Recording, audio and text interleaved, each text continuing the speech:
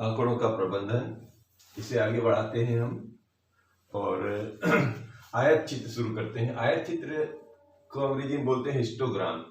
और आयत चित्र होता क्या है? आयत का मतलब होता है, जैसे जो हम लोगों ने अभी दंड पढ़े थे, उन दंडों के बीच में क्या देखा था कि कुछ गैप रखना पड़ता था। एक आयत के एक दंड के बीच में दूसरे दंड के बीच में निश्चित मतलब चौड़ाई हुआ करती थी, और उन सबकी जो चौड़ाइयाँ और सबके बीच की जो गैप हुआ करता था वो एक जैसा हुआ करता था।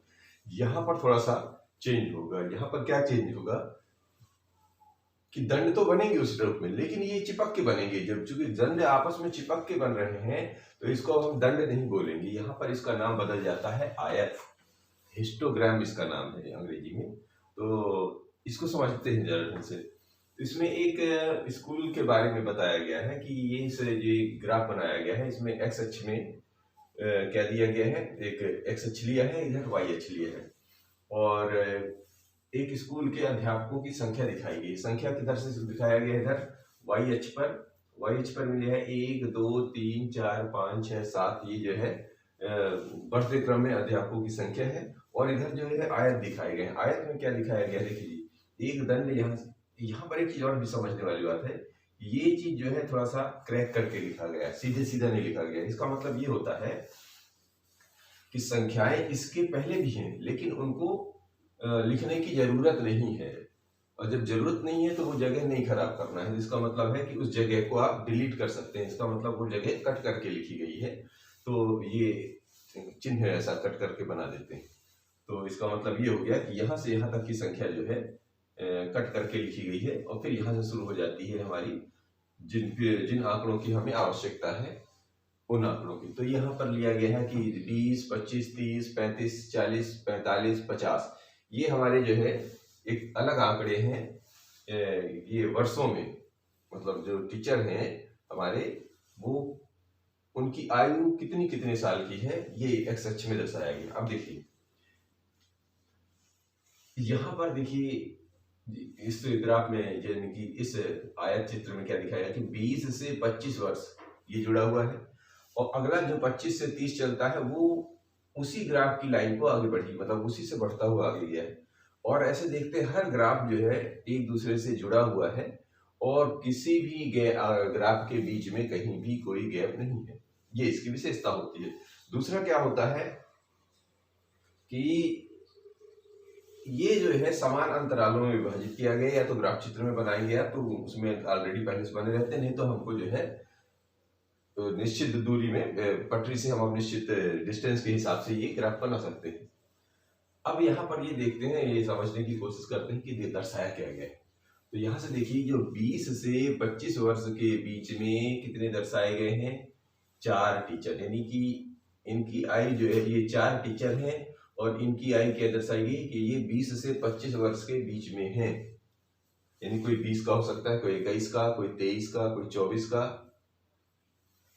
और इधर दिखा क्या रहा है कि ये 25 से 30 वर्ष, यानी कि इनकी उम्र 25 से शुरू होगी और 30 पर खत्म होगी।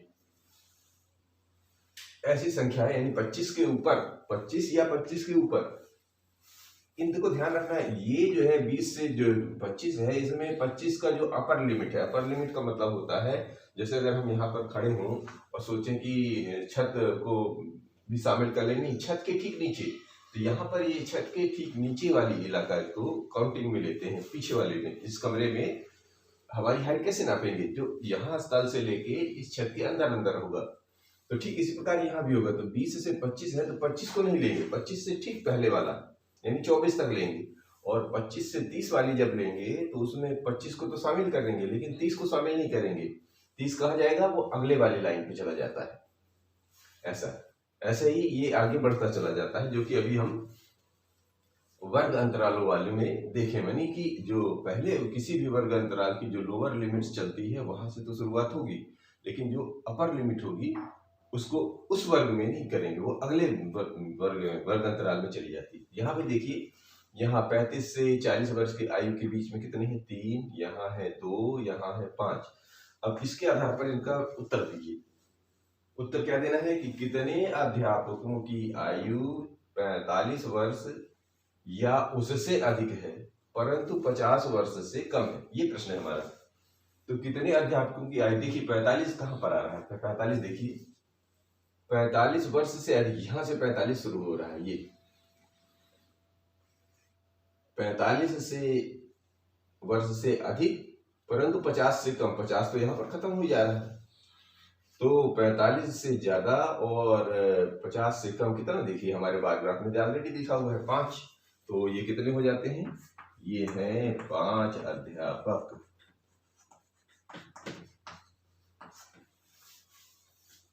यहां पर देखिए कि 35 वर्ष से कम आयु वाले अध्यापकों की संख्या कितनी है, 35 वर्ष से कम, तो 35 देखिए पहले कहां पर आ रहा है, तो ये रहा हमारा 35, यानी ये लाइन से क्या बोल रहा है, कम, यानी यहां से इस पार वाले लेने, मानी इस डंडे से इस पार वाले लेने, तो यहाँ पर देखो कौन कौन आ रहे हैं, 6, 5 और 4, तो यहाँ पर लिख लेंगे 6 अध्यापक हैं, इधर 5 हैं और इधर 4 हैं, 6 4 10 5, ये 15 अध्यापक जो हैं 35 वर्ष से कम आयु के हैं। तो अब लेते हैं अगला सवाल।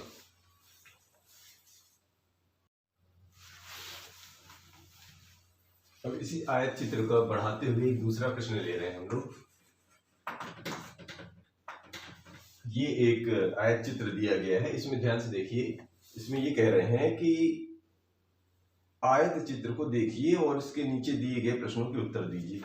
ये जो चित्र बना है इसको भर भी दीजिए, कितना लिखा हुआ है यहाँ पे, 1, यहाँ 2, यहाँ 3, यहाँ पर देखिए ये 7 है और ये है 4 और ये है 2 और ये है 1। ये हमारा आयत चित्र बना हुआ है। अब फिर वही वाली बात है कि इसमें पहले हम समझ लें क्या क्या दिया गया। तो देखिए जी, एक्स अक्ष पर जो हमको दिख रहा है वो ऊंचाई दिख रही है, किसमें, सेंटीमीटर में दी हुई है। तो जरा एक बार पढ़, यहाँ पे देखो तोड़ के लिखा बना हुआ है चित्र। इसका मतलब ये हुआ कि 125 से शून्य से अधिक और 125 से पीछे वाली संख्याएं यहाँ पर दर्शाई नहीं गई हैं। इस चिन्ह का मतलब ये हुआ। अब यहाँ पर आगे चल रहे हैं हम, तो 125 से चलेंगे तो 130, फिर 130 से 135, ये हमारे ऐसे करके 155 से 60 तक के ये हमारे वर्ग बन रहे हैं। वर्ग माने वर्ग अंतराल वाले वर्ग बन रहे हैं। अब इन कितने कितने वर्ग में क्या क्या संख्याएं दी गई हैं, ध्यान से देखिए।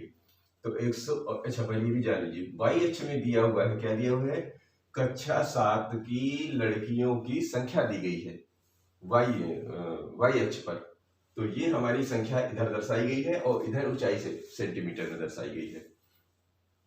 तो देखिए यह क्या आ रहा है, 125 से 130 सेंटीमीटर के बीच में कितनी लड़कियां आ रही हैं, वो आ रही हैं 1, और 130 से 135 के बीच में 2, और 135 से 140 के बीच में 3, 140 से 145 के बीच में 7, और 145 से 150 के बीच में 4, और 150 से 155 के बीच में 2, और 155 से 160 के बीच में 1, ये संख्या दर्शाई गई है। अब ध्यान से देखना है कि ये प्रश्न कर क्या रहे हैं। प्रश्न ये कह रहे हैं, यहां से शुरुआत हो रही है कि इस आयत चित्र द्वारा क्या सूचना दी जा रही है। सबसे पहला प्रश्न यही आता है कि जो बना है ये क्या प्रदर्शन क्या कर रहा है, किस बात की जानकारी दे रहा है। तो ध्यान से देखिए, इस आयत चित्र क्या सूचना दे रहे हैं। देखिए इस आयत चित्र में कक्षा 7 की लड़कियां हैं और उनकी ऊंचाई को नापा गया है। तो हम क्या लिख सकते हैं कि कक्षा 7 की लड़कियों की ऊंचाई की सूचना दी जा रही है। यहाँ पर आप समझ सकते हैं, लिखना यहाँ पर लिख दीजिएगा। यहाँ पर मैं सिर्फ बताई दे रहा हूँ, क्या दे सकते हैं कि इस आयत चित्र में, यहाँ लिखना है, इस आयत चित्र द्वारा कक्षा 7 की लड़कियों की ऊंचाई में सूचना दी जा रही है, ये लिख देना है।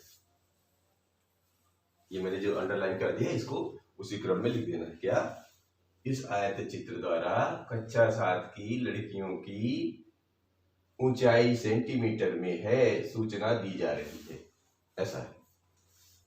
अब ये दूसरा प्रश्न ये कह रहे हैं कि किस वर्ग में अधिकतम लड़कियां हैं। तो देखिए जो जिसका वर्ग यानी कि जो आयत सबसे बड़ा होगा उतने में ज्यादा हो जाएगा, तो वर्ग का नाम लिखना है। तो जी क्या देखो ये जा रहा है सबसे ज्यादा, ये जा रहा है कहाँ तक जा रहा है, यहाँ पर 7 तक जा रहा है, अधिकतम 7 ये। और ये वर्ग शुरू कहाँ से हुआ था, 140 से शुरू हुआ था और 145 पर खत्म हुआ। तो ये लिख दीजिए 140 से 145 ये वर्ग है, वर्ग में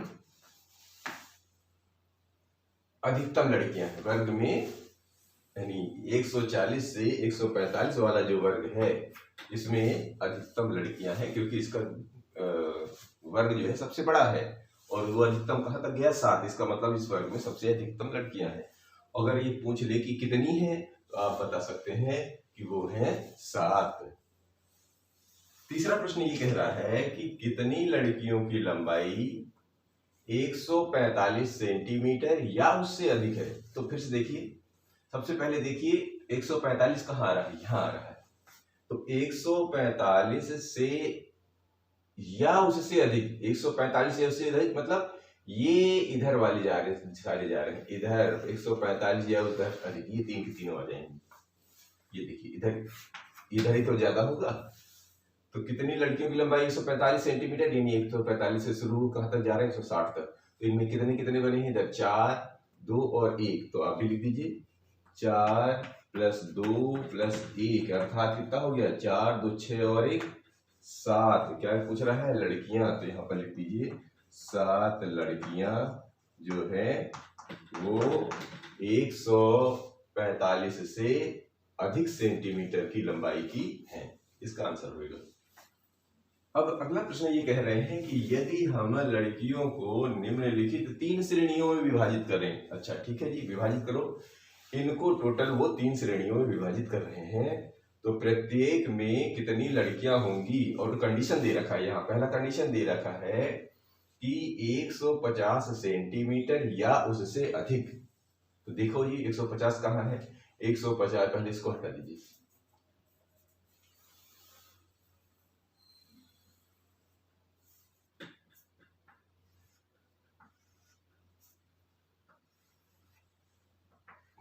अब देखिए 150 का यहाँ रहा 150 या उससे अधिक।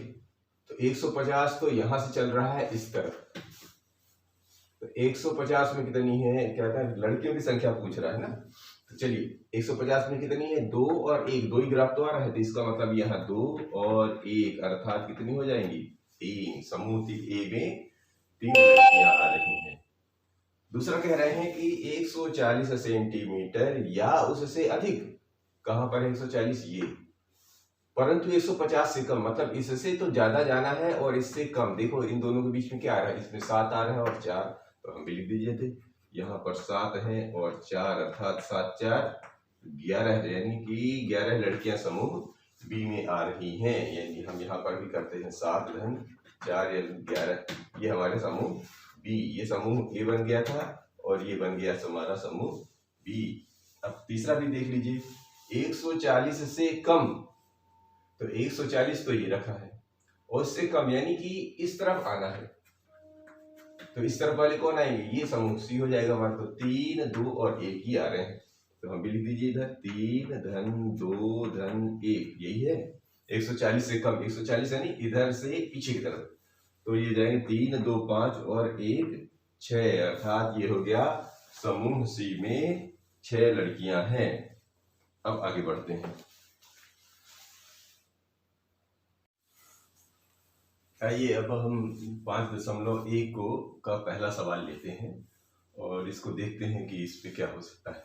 तो निम्नलिखित में से किन आंकड़ों को दर्शाने के लिए एक आयत चित्र का प्रयोग करेंगे। यानी अभी तक जो हमने पढ़ा है उसको ये देखना है कि किसमें हो भी पाएगा कि नहीं भी हो पाएगा। तो ये पहला प्रश्न दिया हुआ है कि एक डाकिये के थैले में विभिन्न क्षेत्रों के पत्रों की संख्या। तो देखिए एक डाकिया जो होता है, डाकिये के थैले में कितने कितने क्षेत्रों के पत्र होंगे। वो तो जैसे सॉर्टिंग आपने देखी होगी कैसे करते हैं। तो वो डिब्बे बनाए रहते हैं, उन डिब्बे में अलग अलग डाल दिए जाते हैं चिट्ठियां।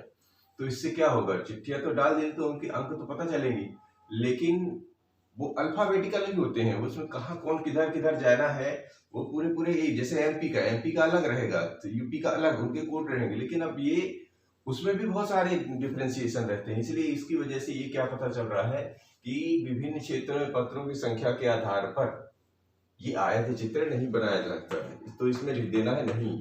क्यों? क्योंकि ये जो है आयत के रूप में ये प्रदर्शित नहीं हो पाएगा।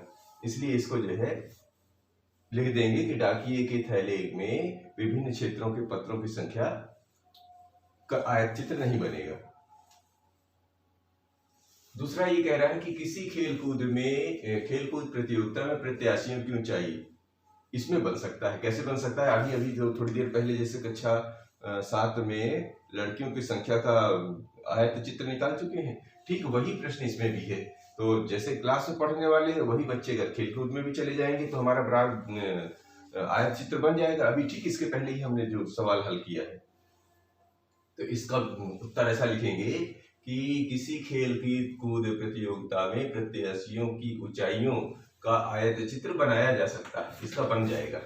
इसका क्या लिखेंगे? बी में बनाया जा सकता है। और बनाया जा सकता है क्यों? क्योंकि ऊंचाइयों को हम लिख सकते हैं एक्स अक्ष पर, वाई अक्ष पर लिख सकते हैं संख्या, और इनको हम आसानी से दर्शा सकते हैं। तो इसमें तो बन रहा है। सी में लिख रखा है कि 5 कंपनियों द्वारा निर्मित कैसेटों की संख्या। तो जी कंपनियां कितना कितना कैसेट निर्माण कर रही है, तो कहीं कुछ तो लिखा है नहीं इसमें। और कैसेटों की संख्या, तो अभी तो संख्या तो बता रहे हैं, लेकिन कहाँ क्या कुछ इसका कुछ हिसाब किताब कुछ मतलब आप देख के जैसे इसमें कुछ स्पष्ट नहीं हो रहा था ज्यादा जानकारी, वैसे इसमें भी ज्यादा जानकारी स्पष्ट हो नहीं रही। तो जब जानकारी ज्यादा स्पष्ट नहीं होती है तो उसमें क्या कर सकते हैं? नहीं कर सकते हैं कि नहीं हो सकता है। जैसे इसमें साफ साफ समझ में आ रहा है कि बच्चे तो निर्धारित होंगे, अब कैसेटों की संख्या कितना बना रहे हैं कितना नहीं बना रहे हैं, तो वो स्पष्ट जानकारी नहीं दे रही है। तो जो जिसकी जानकारी बिल्कुल स्पष्ट नहीं हो उसको हम लोग जो है उसका आयत चित्र नहीं बना सकते हैं। अब यहाँ पर देखिए, किसी स्टेशन पर प्रातः 7 बजे से सायं 7 बजे तक रेलगाड़ियों से जाने वाले यात्रियों की संख्या। तो किसी स्टेशन पर 7 बजे से सायं 7 बजे, इसका बनाया जा सकता है। कैसे? क्योंकि निश्चित है सुबह 7 बजे से लेके शाम को 7 बजे, तो अगर हम इनका एक एक घंटा भी ले लें कि मतलब 7 से 8 सुबह, फिर 8 से 9, फिर 9 से 10, ऐसे करके एक एक घंटे का भी हम विभाजन कर लें तो यात्री गिने जा सकते हैं और उनका कारण वो ये आयत चित्र बनाया जा सकता है। इसका मतलब ये है कि इसको तो बनाया जा सकता है। कारण क्यों? देखिए, इसका अगर हम वर्ग अंतराल बना लेंगे 7 से 8 बजे प्रातः, या एक एक घंटे का ले लें, या 2-2 घंटे या 3-3 घंटे का, जैसा भी आपको सुविधाजनक लगे इसके हिसाब से बनाया जा सकता है। और ये नहीं कह रहे हैं कि कितने कैसे करना है, ये बता रहे हैं सुबह 7 बजे से लेके शाम को 7 बजे तक रेलगाड़ियों में जाने वाले यात्रियों की संख्या निकालनी है। तो आप जिसको 2-3 पार्ट में बदल दीजिए, या एक एक घंटे में या 2-2 घंटे करके इसका हम डिस्ट्रीब्यूशन करके, और हम जैसे मान लीजिए सुबह 7 से 8 के बीच में अगर हम लेते हैं तो भाई मान लो 50 गए, अगले घंटे में मान लीजिए 8 से 9 के बीच में मान लो 70 चले गए। ऐसे करके हम इनका आंकड़ा निकाल लेंगे शाम तक। ये काउंटिंग हो सकती है, बहुत आसानी से हो सकती है। जो चीज आसानी से हो सकती है, जिसको हम किया जा सकता है, तो वहां पर लिख सकते हैं कि इनमें आयत चित्र का प्रयोग करेंगे, यानी हाँ करेंगे। ये रहा हमारा जवाब।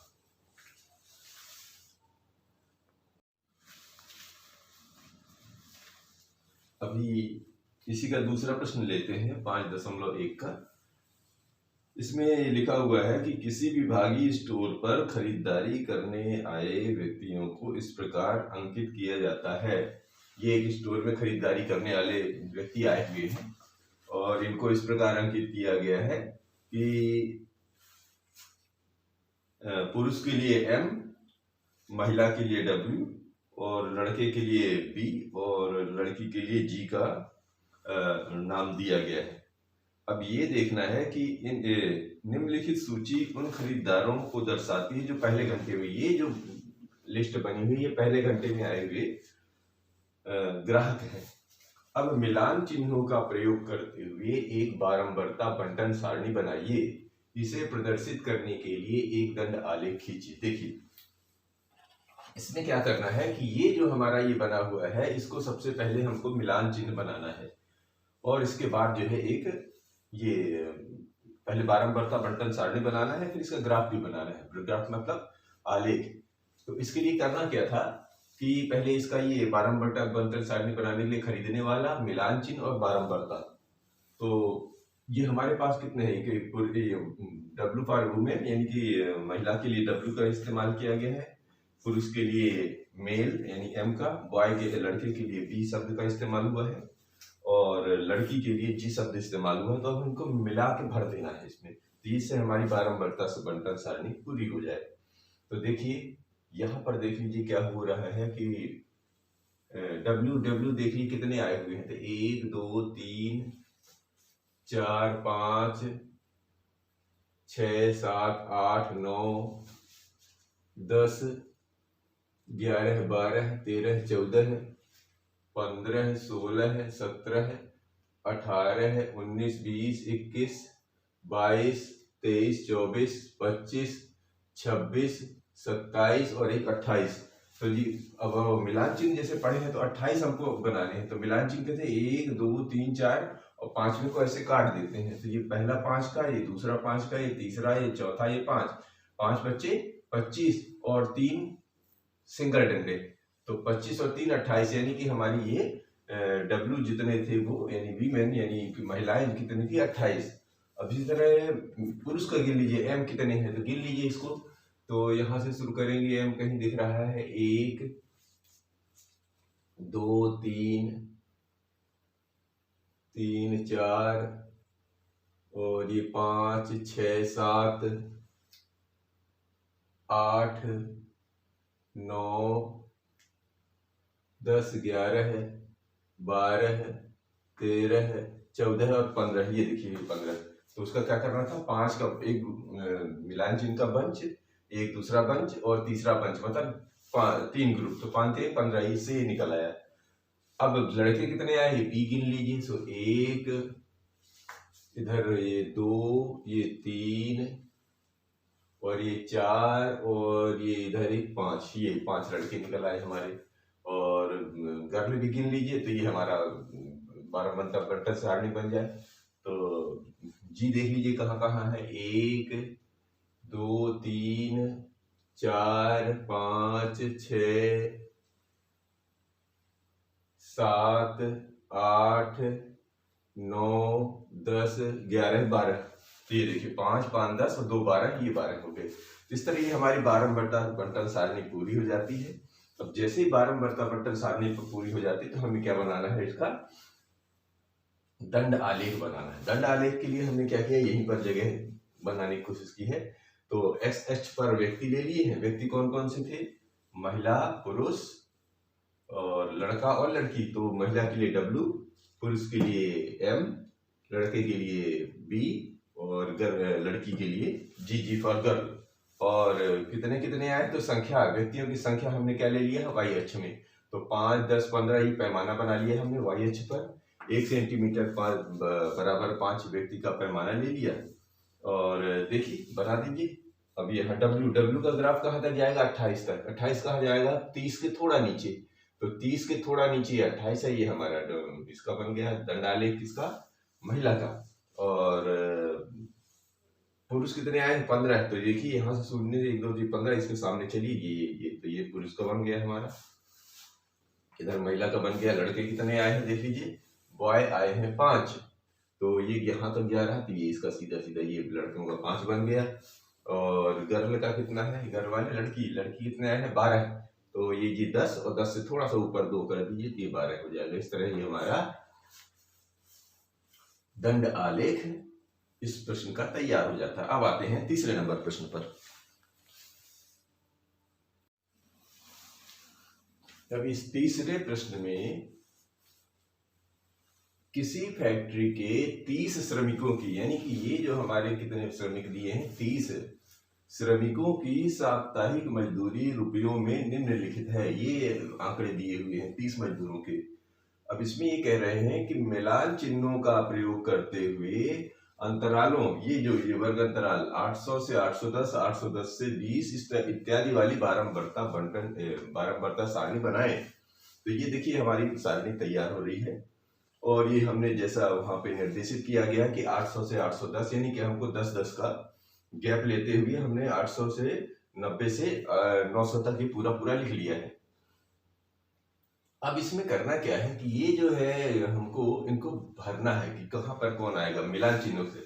तो अब हमें ध्यान रखना है कि जो हमारी जो ये निम्न सीमा है वो कहाँ से शुरू हो रही है, 800 से, और उच्च सीमा कहाँ जा रही है, 810 पर। तो जो हमारे ये जो आंकड़े आएंगे, तो जो निम्न सीमा वाली जो आंकड़े आते हैं तो वो तो इसी में आएंगे, लेकिन उच्च सीमा जो है देखिए यहाँ से भी शुरू हो रही है। पहले वाले वर्ग की उच्च सीमा दूसरे वाले वर्ग की निम्न सीमा है, इसका ध्यान रखना है। तो जब ये पहले वर्ग की उच्च सीमा यानी कि 10वां जो है 810, ये 810 वाला जो भी आंकड़ा होगा जैसे इस वाले में, तो ये 810 वाला आंकड़ा इसमें नहीं आएगा, वो किस में शुरू होगा, दूसरे वाले की जो निम्न सीमा शुरू होती है उसमें आता है। इसी तरह मान लीजिए और कोई ले लेते हैं, मान लो 840 से 850, तो यानी जो भी आंकड़ा आएगा तो 830 से 840 वाले के में जो भी आंकड़ा आएगा वो मतलब उच्च लिमिट उच्च सीमा वो इसमें नहीं आएगी, वो किस में आ जाएगी, नीचे वाले, ये ध्यान रखना है। तो अगर हम यहाँ पर देखें, जैसे पहले को मिलाने की कोशिश करें 800 से 810, यानी हमको 800 से तो लेना है, लेकिन 810 अगर कोई आ रहा हो तो उसमें नहीं लेना है। गिनते हैं कहाँ, देखिए 830 नहीं है, यानी 800 से 809 तक जाएंगे, 10वां नहीं लेंगे, 10वां इधर आएगा। तो देखिए कहाँ पर है, यहाँ जैसे पहले ही 810 आ गया, तो 810 इसमें काउंट नहीं होगा, ये इधर वाले में आएगा, तो यानी हम इसको यहाँ पर नहीं जोड़ेंगे।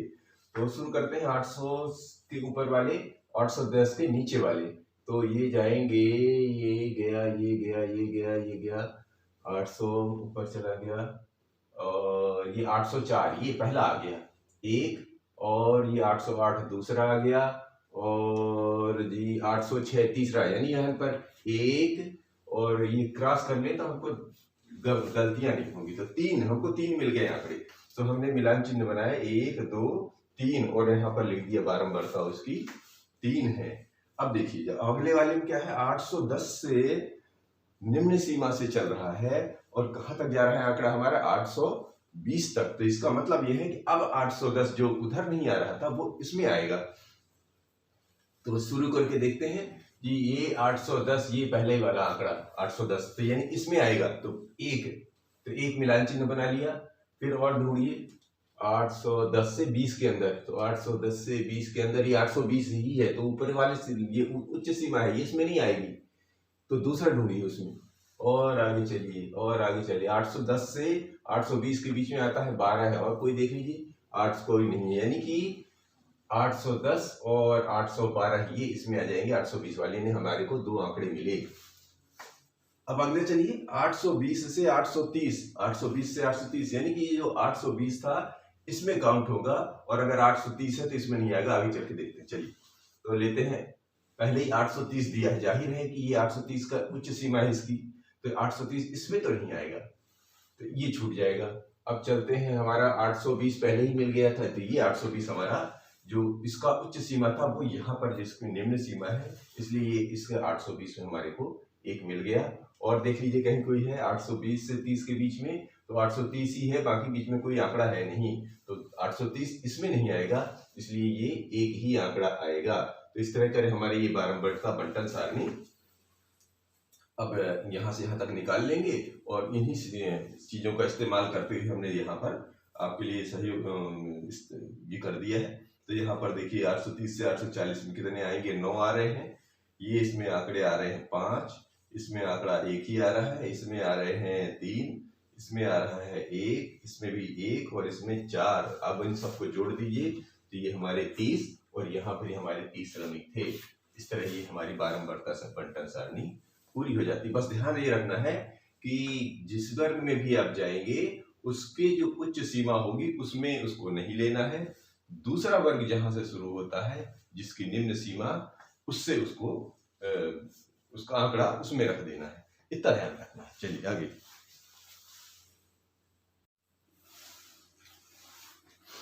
अभी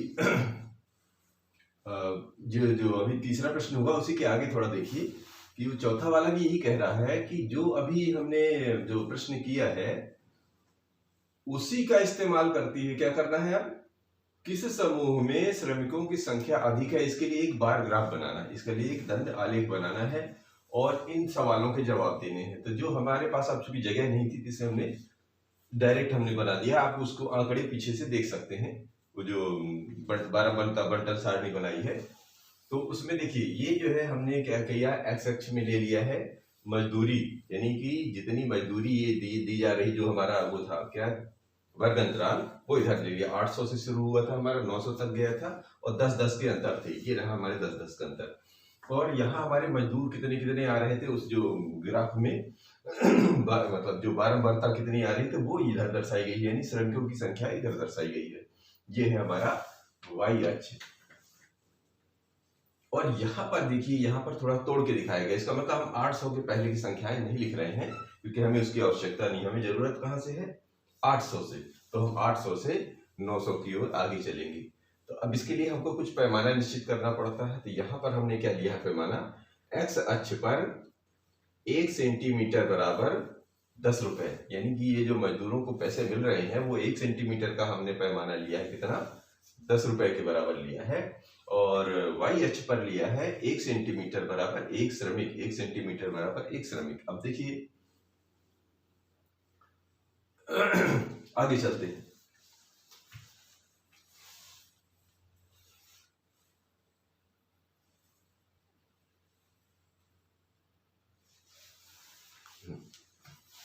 हाँ, ये किताब भी ले लेते हैं। 1 सेंटीमीटर, क्योंकि ये अब आगे आ जाइए। जैसे कि इसको कितना मिल रहा था,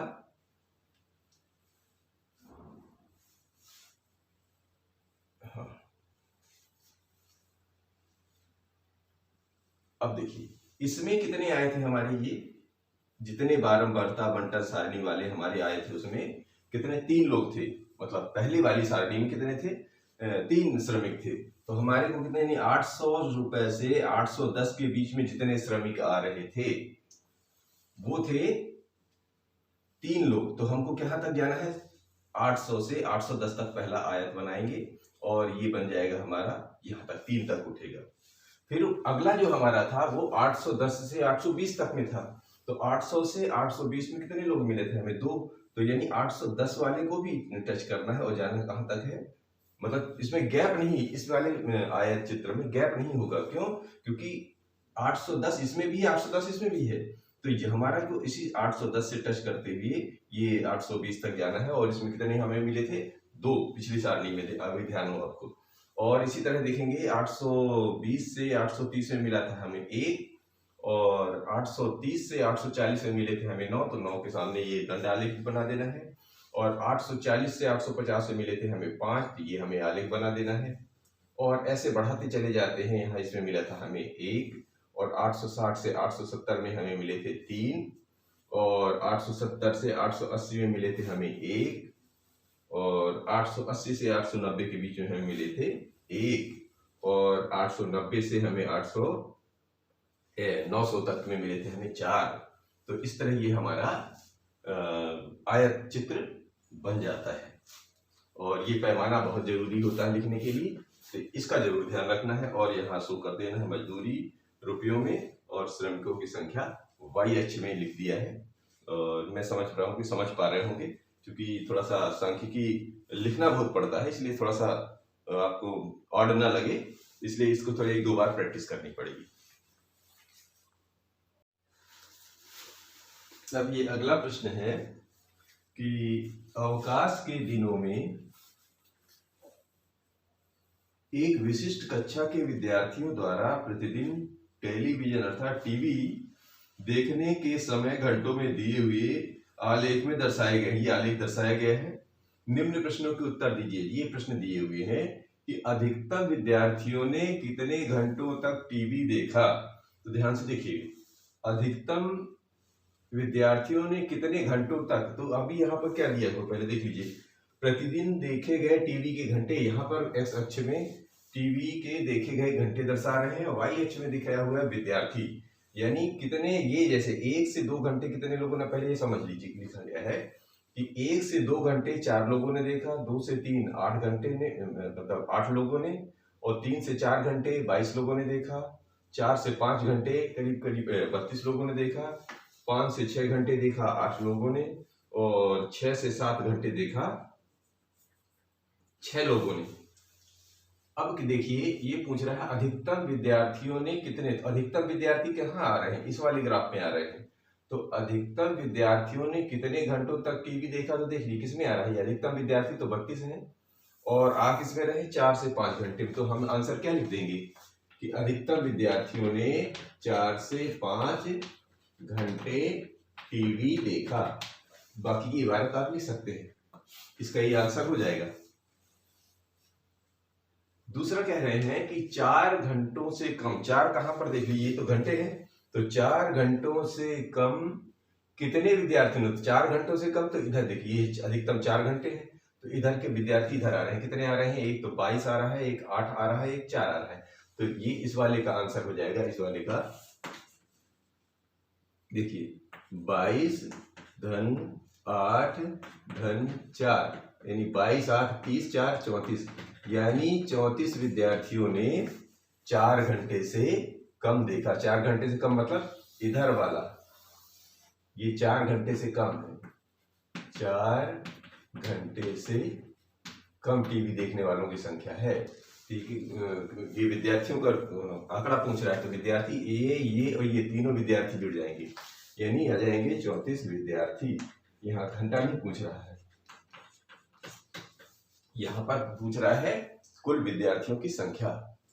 अब इधर बता रहे हैं कि कितने विद्यार्थियों ने टीवी देखने में 5 घंटे से अधिक समय, तो 5 का लिस्ट कहाँ देखिए, यहाँ से तो इधर वाले जो है 5 घंटे से ज्यादा चले जाएंगे, इधर कहाँ जाएंगे 5 घंटे से ज्यादा देख रहे हैं लोग, 5 घंटे से ज्यादा, ये लोग 5 घंटे से ज्यादा देख रहे हैं, और हैं कितने लोग 8 इधर है और 6, यानी कि इस वाले का आंसर हो जाएगा 8 धन 6, अर्थात 14 विद्यार्थी जो है ये अंधाधुंध टीवी देख रहे हैं, यानी बहुत सारा समय इसमें बर्बाद कर रहे हैं। ठीक है जी, तो ये इस तरह ये हमारा समाप्त होता है। मिलते हैं अगले वीडियो में, धन्यवाद।